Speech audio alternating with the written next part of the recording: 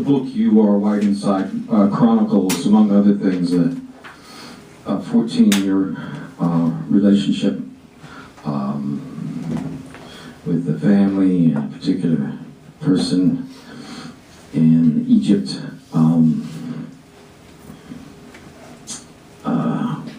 Goes all over the place, in the dark, in the light. So I'm going to finish with this, which is called Unfinished Business. And it begins with an epigraph, which is an old Egyptian proverb that runs, "The archer hits his target partly by pulling, partly by letting go." Whenever I stop at a sweet spot to smell its flower as I'm skipping merrily along, it's unfinished business. An illegal do-over, a last chance for gas, fill her up. Mommy said, kiss it to make it better, but meant not always, only sometimes, and so I'm blessed, craving the discomforting that keeps things moving. There are so many flowers, so many mommies unpedaling in my head, but it's not the perennial her, because mommies probably aren't flowers. More like, how'd I get on the mommy? My mommy's dead. Perfume gives me a headache. I'd rather talk nonsense. Can we talk about me instead? You got a choice between two. There's one with her hands full of shopping bags, who leaves the baby on the bus, and another who hangs mobiles over the crib for learning how to focus on wavering shapes. Chinese menu syndrome, one from column A, the one I always order for safety's sake, and two from an endless list of funny-sounding names. It's never and always a choice between. It's bothersome. The crib's now a bed. Notice how I've changed the subject to the second person singular. I guess that means you, Mother. A convenience maneuver, or everything left unsaid. I'm a soft-hearted cocksucker who craves the hallucinatory hardness of a breath. You always knew this and never said it was wrong. I never sucked your warm, quilted breast. A rubber nipple for me, a bottle in your pocketbook. Mine tested on the underside of your wrist. The 80-proof hat box I found while reading Treasure Island, crouched in your heady bedroom closet with the door ajar. I sniffed your charmed car coat that smelled of it, the black spot.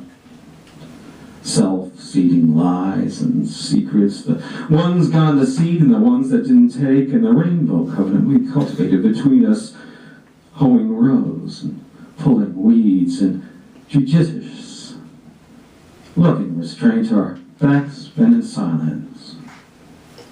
If I never spoke my truth, it was because I never felt ashamed. You saw to that. We couldn't find a place for it and didn't need one. But that Billy Bones closet, a place of blame, self-blame. The sides seemed so uneven, they didn't need evening. Maybe you imagined that, but right proportion, its walls expanding and shrinking or about to disappear.